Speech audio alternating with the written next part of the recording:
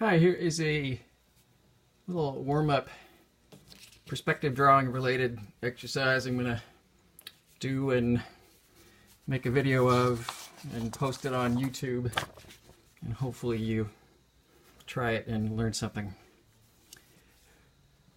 Make sure I'm in frame here.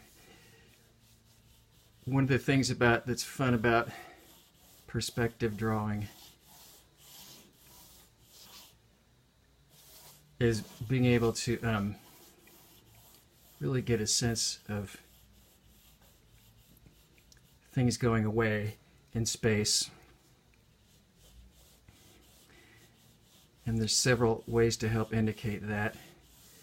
This is just a little exercise that I'm sort of making, I don't know, I suppose a kind of a Christmas tree curvy arcs.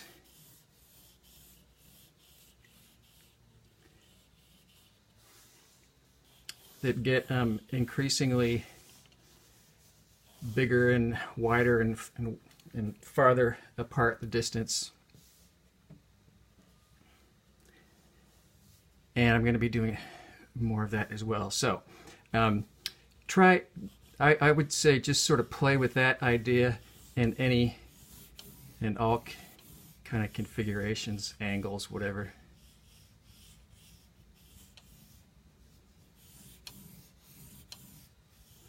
That one I think should make it all the way over there, which means that one should make it all the way over there. Oh, now it's turning into now it's not a Christmas tree, it's shark teeth or something. I'm not sure.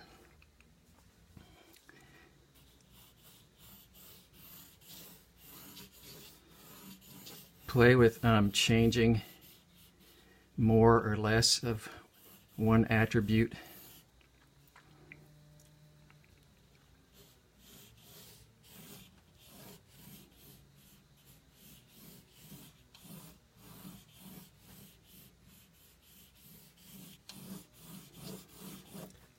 A lot of times I will even think of the sound to help me in my brain just reinforce something is closer or farther. And what I mean by that is I might say, if I'm doing this sort of exercise, I might start up here with pretty light. And as I continue to get bigger, I get darker, and in my mind I can sort of even hear quieter.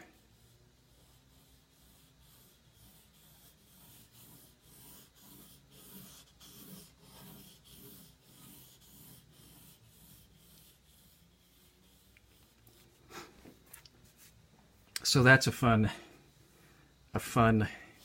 little thing. Now there's all this space that needs. What if I did it? That's kind of fun. There's a fairly obnoxious chainsaw going on in the background. Perhaps you can hear it.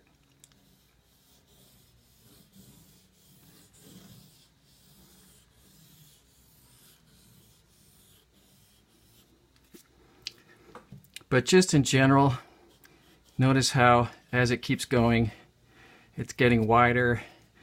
It starts out sort of flat, a little bit more curvy, a little bit more curvy, a little bit more curvy, and the distance between them is also increasing. So all these things are changing at hopefully a consistent sort of rate that will reinforce just the main idea of perspective drawing. So now I'm going to do that, and I'm going to add the very exciting aspect of imaginary spheres is what I'm going to say. So if and I'm going to do this one lighter because so it doesn't quite get in the way. Are you still in? Yeah.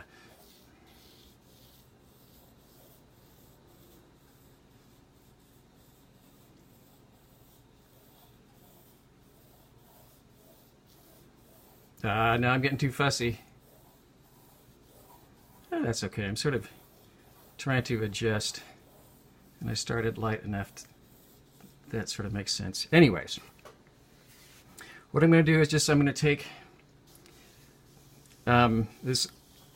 each of the endpoints and make some progressively smaller circles.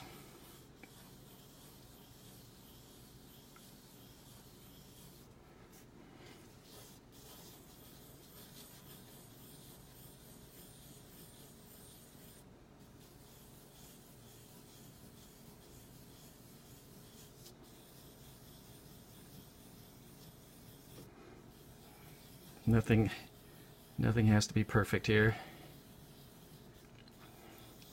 As long as they are getting smaller as they're getting higher, that's the idea. I will say that this is,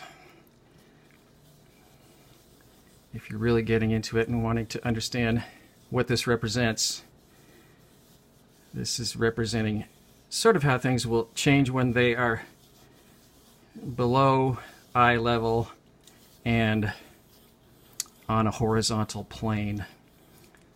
Often helps to think of a ground plane as like the main horizontal, which is not necessarily always literally the ground. That and that are a little bit too similar.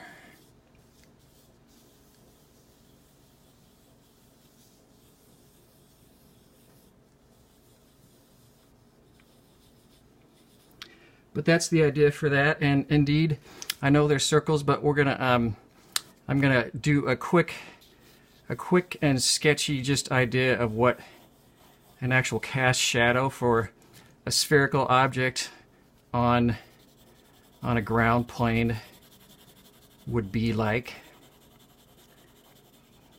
That's depending on where the light is.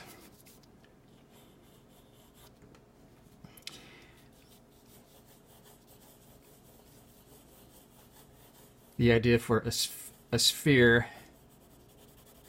shadow, cast shadow, is that of an ellipse at a certain angle and opening amount. But if you can see, I'm going to try to make all these shadows at a similar sort of angle to each other. So let's see, I'll do this one. I'm gonna jot in that that angle first. I'm gonna sketch in that little ellipse.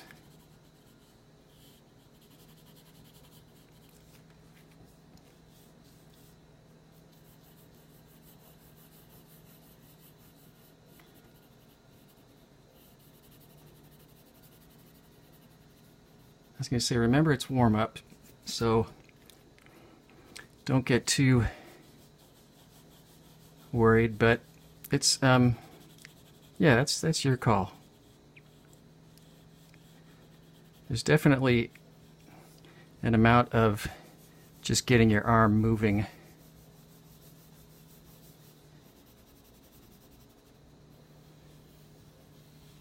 I'm losing the whole circle on that one. Oh, actually, I don't know. It's kind of, it reads as maybe a highlight.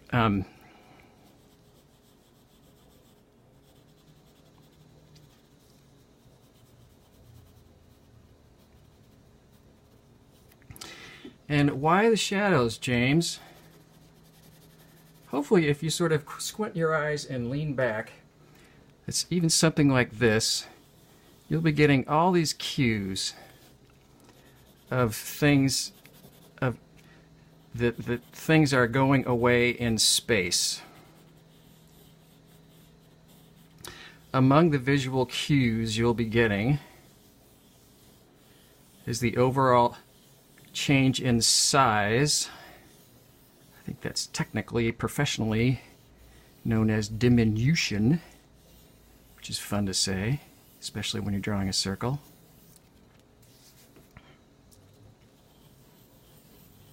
I shouldn't have started that because now I'm going to have to remember the others. But these are getting smaller, and they are getting higher on the page because this is below eye level. And the distance between, yeah, anyways, play with this idea. The last thing I do want to say is I am going to take the time to make the ever so quickest reference to atmospheric perspective. And that is that things that are closer will be crisper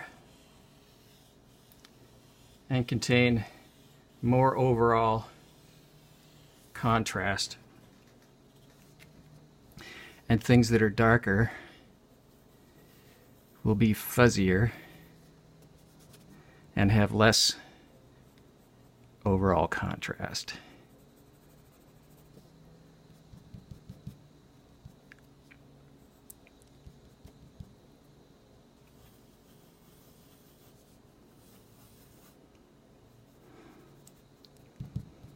So the idea is that each of these is getting progressively hazier and less of a range of lights and darks as it gets further away.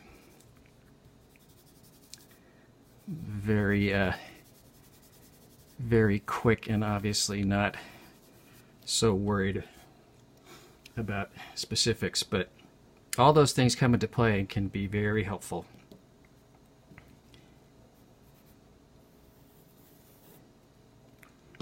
But yeah, don't get too caught up into that. I think the main idea is just having fun with that.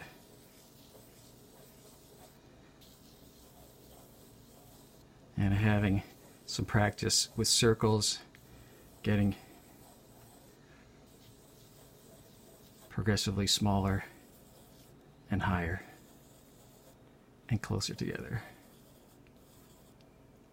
My pencil's just about pooped out.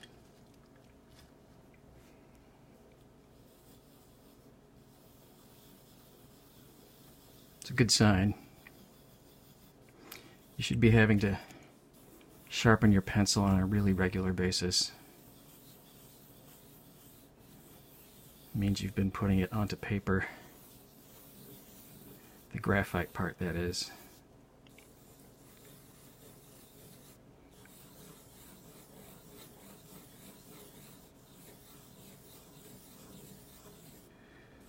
Switch directions. I don't know. Do creative things. Maybe one there that would be in between that and that. Oh, see, I should have stopped the video before I did that. Woo! Knock yourselves out.